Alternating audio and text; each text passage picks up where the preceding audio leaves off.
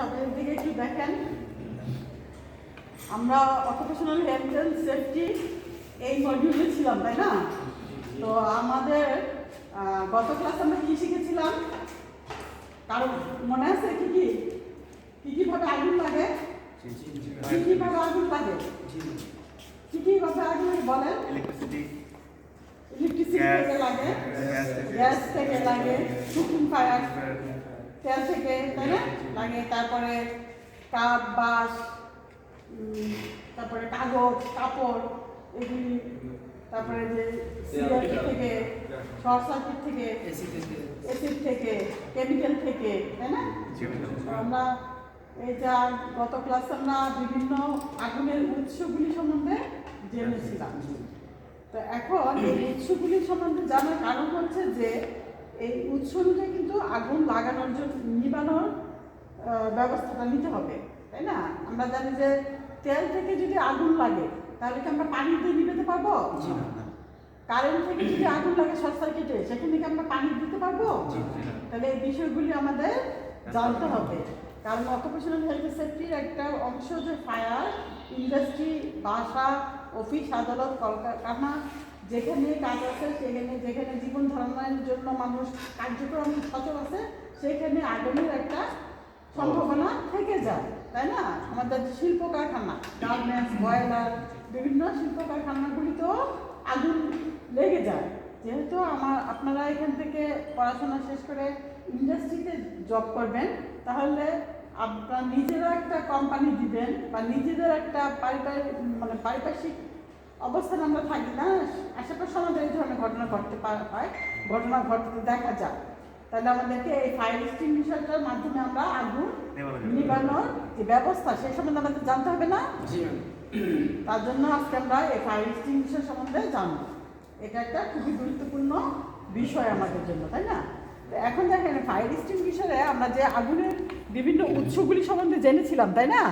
সেই অনুযায়ী কিন্তু এখানে ক্লাসিফিকেশন করা আছে। এ ক্লাসের, ঠিক আছে, বি ক্লাস, সি ক্লাস, ই ক্লাস, এরকম আরও ম্যাটেরিয়ালসের উপর নির্ভর করে কিন্তু এই এক্সটিংগুইশারগুলি কেমিক্যাল যে নিবানোর যে কেমিক্যালটা সেটা কিন্তু নির্ধারণ করা হয়, সিলেকশন দেওয়া হয়, ঠিক আছে? তা এখানে আমাদের ট্রেডে এই এক্সটিংগুইশারটা কেন? এই এক্সটিংগুইশারটা আমাদের এখানে সম্ভাব্য যেই আগুনটা লাগতে পারে সেই অনুযায়ী কিন্তু এখানে এই এক্সটিংগুইশারটা রাখা হয়েছে। আবার যদি একটা কেমিক্যাল ইন্ডাস্ট্রি হয় তাহলে কি হবে? ওইখানে কেমিক্যাল নিবানোর জন্য যেই ম্যাটেরিয়ালসটা আছে সেটাই ব্যবহার করা হবে। তো এখন এইগুলি সম্বন্ধে আমরা পরে আবার বিস্তারিত জানবো। এখন আমরা যেটা জানবো যে এই ফায়ার এক্সটিংগুইশার আমাদেরকে কীভাবে ব্যবহার করতে হবে। ফায়ার এক্সটিংগুইশার ব্যবহার করার জন্য আমাদেরকে সবসময় একটা পাসওয়ার্ড মনে রাখতে হবে। পাসওয়ার্ড, এই যে পাস কথাটা, যে এই ওয়ার্ডটা আমাদেরকে মনে রাখতে হবে, জন্য আমরা এটাকে বলি কি? পাসওয়ার্ড। ঠিক আছে? পাসওয়ার্ড দিয়ে যেমন খুলে যায়, এই পাসওয়ার্ডটা মনে রাখলেও এই এক্সটিংগুইশার ব্যবহারটা করা ইজি হবে। তাহলে আমাদের কি বলছি প্রথমে? আমাদের পি, তাই না? পি হলো, এখানে দেখেন আপনারা একটা কি আছে, কি একটা চাবি আছে। এই চাবিটাকে টান দিলে পুল, পি মানে পুল। তাহলে এই পুল, এই চাবিটা যদি টান দেয়, পুল করি, টানি, তাহলে কি হবে? এটা খুলবে। তার আগে কি করতে হবে? এটা কি সেফটির জন্য একটা জিপার পয়েন্ট দিয়ে একটা আটকানো আছে, তাই না? এটা খোলা কোনো ব্যাপার না, এটা হাত দিয়ে জোরে টান দিলেও খুলে যাবে। কেউ যদি না পারে তাহলে ব্লেড দিয়ে কাটতে হবে। আর ইমার্জেন্সি সময় তো তখন মানুষের শক্তিও চলে আসে বেশি, আর ওই ব্লেডও খুঁজে পাওয়া যায় না, তাই না? তো এটা বিকল্প, আমাদের টান দিলে এটা খুলে যায়, ঠিক আছে? এটা খুলে এই চাবিটাকে পুল করলে, মানে টানলে, এটা কি হবে? কার্যকরী জায়গায় খুলে আসবে। তাহলে একটা পি আমরা পাইলাম। একটা পিতে কি? পুল। এরপরে কি বলেন? পাসওয়ার্ড বলতে এ, এম এর এ। এখন এই যে অংশটা দেখতে পাচ্ছেন, এখানে একটা নজল থাকে, কালো একটা নজল বা পাইপের মতন থাকে।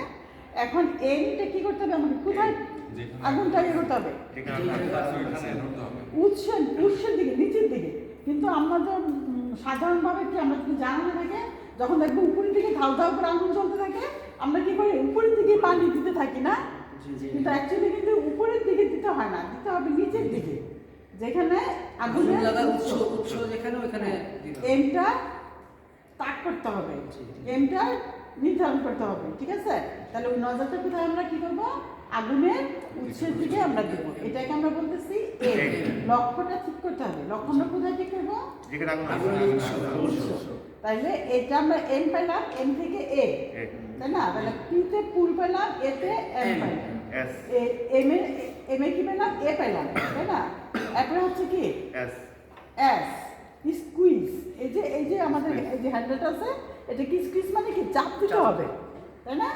তাহলে এই স্কুইজের একটা এস পেলাম আমরা, এটা হলো স্কুইজ। স্কুইজে চাপ দিলেই কি হবে, তখন ওই নজল দিয়ে আমার এই যে ভিতরে যে ম্যাটেরিয়ালসটা আছে সেটা বের হবে। এরপরে কি করতে হবে, আরেকটা এস আছে, সেটা হলো কি সুইপ। সুইপ মানে কি ঝাড় দেওয়া, মানে এক পাশ থেকে একবার এই পাশ থেকে এই পাশে, এই পাশ থেকে এই পাশে। নজলটা কি করতে হবে আমাদেরকে, এভাবে আগুনে তাক করে এক পাশ থেকে আরেক পাশে, আবার এই পাশ থেকে আবার এই পাশ, এভাবে সুইপ করতে হবে। তাহলে আমরা এই ফায়ার এক্সটিংগুইশার ব্যবহারটা করা কিভাবে করতে হবে সেটা বুঝতে পারলাম। তাহলে আমাদের কি হচ্ছে, এই পাসওয়ার্ডটা মনে থাকলেই আমরা কিন্তু এটা ব্যবহার করতে পারবো, তাই না? এটা সবাইকেই জানা দেওয়া উচিত। এখন মার্কেটে অনেক সময় আগুন লেগে যায়, তাই না? এখন কিন্তু সব জায়গায় কিন্তু এই ফায়ার এক্সটিংগুইশার গুলি আছে। যে দেখলাম সেদিন এমইএস এর যে আন্ডারপাসটা করছে, যে আন্ডারগ্রাউন্ড, সেইখানেও দেখলাম আমি ফায়ার এক্সটিংগুইশার রাখা আছে। তাহলে আমাদের ব্যবহার, এই ফায়ার এক্সটিংগুইশার ব্যবহারটা যদি আমরা ভালোভাবে জানি, তাহলে যে কোনো দুর্যোগ, আগুনের দুর্যোগ মোকাবেলায় আমরা এটা ব্যবহার করতে পারবো, তাই না? এবং সহজেই এটা আগুনটা নিয়ে আসতে পারবো। আরেকটা হচ্ছে যে আমাদেরকে অবশ্যই 999 ফোন করে দিয়ে ইমার্জেন্সি কল করে দিলে আমাদের কারা চলে আসবে, ফায়ার সার্ভিসের ওনারা চলে এসে আগুনটা নিবানোর চেষ্টা করবে এবং নিয়ন্ত্রণে চলে আসবে। তাহলে আমরা আজকে একটা খুবই একটা জরুরি বিষয় জানতে পারলাম, তাই না, ফায়ার এক্সটিংগুইশার সম্বন্ধে। তাহলে এইটা আমরা ব্যবহার করব। আর আগামী সেশনে আমরা আবার হাউসকিপিং সম্বন্ধে জানবো। হাউসকিপিং করতে গেলে আমাদের টুলস সম্বন্ধে জানতে হবে, আর সেখানে হ্যান্ড টুলস এবং পাওয়ার টুলসের বিষয়গুলো আছে। আগামী সেশনে আমরা এই টুলসগুলি সম্বন্ধে জানবো, ঠিক আছে? তাহলে সে পর্যন্ত সকলে সুস্থ থাকবেন। এই করোনার সময়, প্যান্ডেমিক সময় সবসময় সকলে সুস্থতা কামনা করছি এবং আগামী সেশনে উপস্থিত থাকার জন্য অনুরোধ করছি। ধন্যবাদ সবাইকে।